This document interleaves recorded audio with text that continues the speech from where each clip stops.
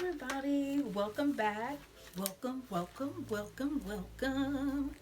This is Tiffany again with Living Lux on Half the Bucks. Welcome back. And today we are going to talk about a topic that is totally different than the topics that we talked about before. So, if you like this topic, please comment down below. Tell me what you think, and if you want to have more videos like this and you want to have more conversations like this, then let me know in the comments. But our topic today and is the pros and cons of drop shipping. Now, there's a lot of videos out there about that, about drop shipping, how to do drop shipping, pros and cons. I'm sure there's a lot. And the only reason I'm able to speak about this is because I used to do drop shipping. I have an eBay business, and I've had that for 12 years. And I'll leave the our website in the description box. It's called Jonas A. The name has changed. It used to be BTGM Superstore. The name changed. It used to be Botticelli Girl. When we very first started out, it was called Botticelli Girl. And at that time, we were doing clothing lots. And for those of you who know what clothing lots are, it's like, think of a stylist that creates these clothing lots, different styles, pants, bottoms, tops, belt, accessories, jewelry, purses, handbags, whatever. Scarves can be included, and it's called a big clothing lot, and they're all styled, they all go together, and you put that on eBay as one big huge listing. And so you may have 42 pieces in a clothing lot. Initially we started out, I was selling nail supply stuff from before because I used to do nails, and I always wanted to be in fashion. I always wanted to go to fashion design school and be a fashion designer, but things changed. So that's what fed my desire into being into the fashion and reselling. That's pretty much what it is. So you're a stylist reselling. So those were clothing lots. That's initially when we first started out. And then we changed over into BTGM Superstore, and we were still technically doing clothing lots, but then we kind of get into drop shipping in that moment. So it was a different stage, and then eventually we moved into, we still BTGM Superstore, but then we had got out of drop shipping and we wanted to change the name, rebrand ourselves all together. That's a different story. But I'm talking about drop shipping because we had a nice amount of years where we did drop shipping, and those are the pros and cons that I want to pick out just in case you're a person that is looking into doing drop shipping. And I'm the type of person, when I look at videos, I look at everybody's videos so I can get a good scope of everything. So hopefully you would choose one of these videos to get an idea, a different perspective on drop shipping and how it worked for us, because we did it so many years in our business. So we work with a lot of different vendors, which was great. And I notice now with the drop shipping, there's still quite a bit of drop shipping, but it seems like for the fashion stuff, it doesn't seem as much. So like the same vendors I used to go to, they don't do drop shipping anymore. But I'm just going to tell you the things that I've learned throughout the years of drop shipping, how I like them, how I didn't like them, and tips to that for doing so. So the pros is, we'll go over pros first. I have 3 pros. You don't have to keep inventory in your house. At that time, at that season in our life, inventory in the house wasn't accessible other than the clothing lots that we were doing. Drop shipping gave a little extra pizzazz to our eBay store. It attracted more buyers, so it was great. Especially if you don't have a lot of space. It's great. Number 2, you can list your items for sale in any platform. So you could go to any platform. There's some people that do drop shipping on Amazon, eBay, Poshmark, even Etsy. Depending on the type of thing that you are selling, you can do drop shipping. People are drop shipping t-shirts. So The platform is endless. You can even have your own website and drop ship using your own website. It's just so convenient. It's convenient. I just like that. Number 3 is having access to a wide range of inventory. So no matter what your business segment is in, mine's is predominantly in fashion. Um, and at that time, too, let me bring it back. That was our thing. But with drop shipping, when we opened ourselves up to drop shipping, we had a wide catalog of different stuff. So when we got and changed our name to BTGM Superstore, we changed the slogan to "We Bring the World to You," which is still the same the case as now, but we don't sell all of the stuff that we used to sell. We used to sell refurbished computers. We used to sell refrigerators.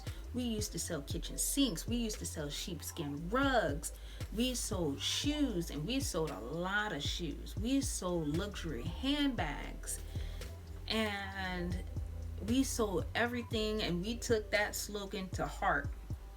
It was everything and anything. So you had a wide range of inventory that you could do, not just clothing.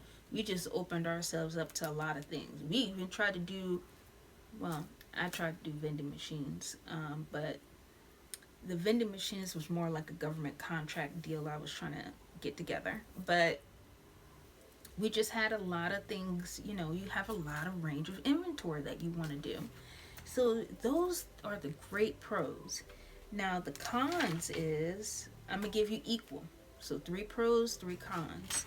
3 cons. The first con is, without inventory on hand, you have to make sure the quality is good. Sorry if I look down, but those are my notes. So when you do drop shipping, you have to make sure the quality is good. And I would say that can be a downfall. Now, some you don't always have to, because you know that they're reputable. Um, you don't question the quality. Like, for example, the company that we used to work with was called Choka. I don't know if I'm saying that right, but they're rain boots. Um, so it's a company, they no longer do drop shipping anymore. But those type of companies, if you know the quality of their work, you don't really have to question that. So, that was good. But then some other things, like we had another shoe company that we worked with, and sometimes we get feedback, and it was just like, you're relying on that. You're relying that, the vendor is doing, the quality is great, but sometimes it can be a hit or miss sometimes. So that's a con. I'm not gonna go too deep just yet, but that's a con. Number 2 is this was a big one. Making sure inventory was in stock. Oh my goodness. You have a wide range of inventory. You offering everything, especially if you're working with a vendor that has a lot of SKUs. Like, they have a lot of shoe inventory. They got a lot of boots. We worked with 4 drop shipping shoe companies. They had a lot of shoes. We listed them all. The only problem was making sure they were in stock. And that's the same when we did luxury handbags and we were drop shipping on those.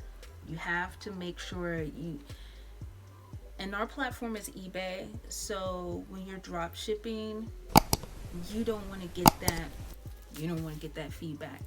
You just want to make sure that you're careful. I'm not going to get into tips just yet, but that's a con. Making sure inventory. I'll leave it at that. I'm just going to leave it at that. That's all I'm going to do. I'm going to leave it at that. Number 3 for cons is getting a time frame with your vendors when it comes to shipping and scheduling shipping. How long they take to ship stuff. You get them an order out and tell them this is it. How long is it going to take to get out to the customer? Even now, more important than ever with the whole, situation that's going on now with the postal system. Get a good time frame from your vendor, how long it takes as soon as what's the time frame of when they're cutting off orders. Because then you need to keep that in mind. the logistics of it all. Okay. So I say all that to say this is that we have tips now. So I give you the pros, I give you the cons. Now we have tips. And these are just little things to keep in mind about drop shipping. Okay. So one, going back to one of my cons, tip number one, order the item for yourself if you're unsure about the vendor. If you like the item that you see online, order it a couple times for yourself to see if you like the quality of it, because it's nothing like being surprised when you send something to the customer and it's not what it looks like in the picture. So if you got to do it once, if you don't feel good about it, you do it twice, make sure they got it right, then there you go. Tip number one. Tip number two, pick items that have a very high probability of being in stock. Like I said about one of those cons earlier, you don't know if you got a plethora of SKU numbers you're dealing with. Make sure it's a high possibility that this item is in stock quite often, if it's one of their staples and they always keep it in stock, because it's nothing like being surprised when you sell something on eBay or whatever platform that you're selling it on, and then you go to your vendor, ask them, I'm placing the order for today to ship out, and we don't have that in stock today, I'm sorry, or we discontinued it. So just make sure it's an item that's very well stocked for them. Okay. Number three, international vendors. I like international vendors. It depends, how reliable they are.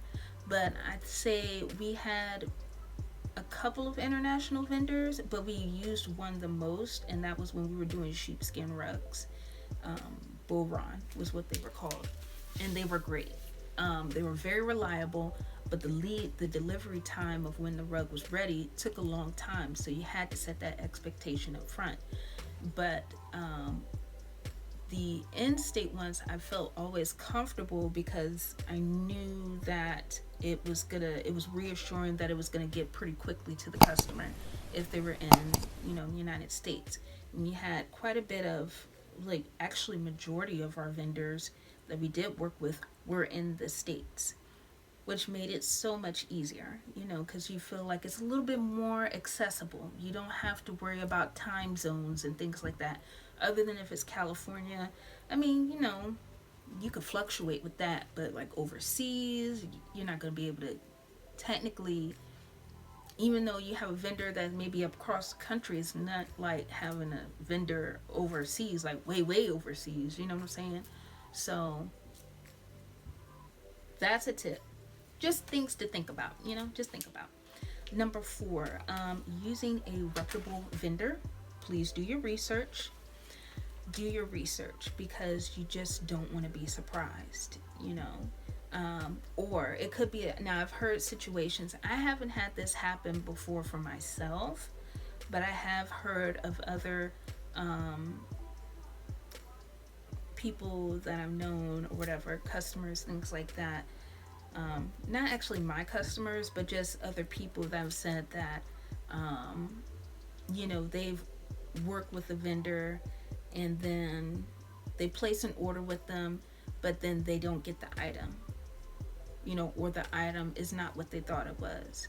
So, excuse me, I say all that to say that do your research, do reviews, maybe talk to the vendor.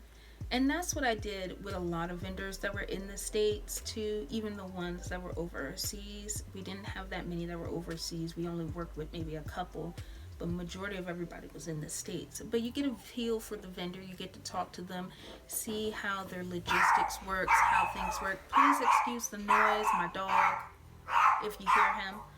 But, you get a feel for the vendor when you start to talk with them. A lot of people are very accommodating that, like to just see where you're at, and then you get to see where they're at too. So I would say that's tip number 4. Tip number 5 is pricing. So you want to make sure the price is good. Now, when you're on certain platforms, you're trying to be competitive, but don't be too competitive to the point where you may be redirecting your customers, or you may not be able to get the customer that you're looking that's going to be able to buy that thing that you're purchasing because you're too competitive. Some customers are willing to pay because it's a premium item. So like one of ours is sheepskin rugs. So don't, what I'm saying is, the whole point of saying that, don't cheat yourself. Don't cheat yourself out of, because you got to keep in mind, even though you're getting a discount on this drop shipping item, you may be paying the wholesale price. But keep in mind, you're paying for that, whatever they're paying for, and then you need to be able to make sure that you're getting a little something for yourself, because you're the one that's doing the deal with the vendor. You're the one that has to pay the vendor, and if they do charge any other fees, you have to pay them, especially when it comes to shipping. So depending on how this vendor ships, you're going to be paying possibly the shipping costs, or they're going to be forwarding you. Some vendors will do that. They will forward that shipping cost to you. It may not be one big package deal, so you have to keep that in mind. So don't lowball yourself. Like, for example, sheepskin rugs. People expect to pay premium price for sheepskin rugs. So don't cheat yourself on that. I say anything that you do, just don't cheat yourself. Make sure the price is good. If it's competitive, that's great. But don't be too competitive where you just lose out on the whole deal and you wind up paying for the deal. That's all I'm going to say on that. You know what I'm saying? Let's see. And number six, my sixth item is I kind of referenced this a little bit, but be upfront with your customer. Whatever listing, whatever website you're creating, whatever platform that you're on, be upfront with your customer. Because when it comes to working with other vendors and you're really trying to get a feel for stuff, you want to make sure that you're upfront on the delivery time frame. Really, what's your handling time? What's your delivery time? You don't want to sit here and make it look like we can get it out fast, ship as soon as you buy it, you click on it. It may not be like Amazon where you could get it the next day. It may take some time, and the reason I say that is because I go back to, there's a couple of vendors we used to work with. One was a shoe vendor, and they made custom shoes. So these were specialty shoes, and you had to express that to the customer right up front, that it's going to take a while for you to get these shoes. Sheepskin rugs is going to take a while because these are custom things. So just be upfront with your customers. So I say that all to say all of those tips. You got your pros, you got your cons, and you got tips. So nothing's wrong with drop shipping. These are the pros and the cons, but just these are the tips that you would use to be able to think ahead of the game, to make sure that you got everything in place, you got all the logistics in place to be able to tackle those things when they do come up, and things to just think about. If you've experienced anything like that, comment down below.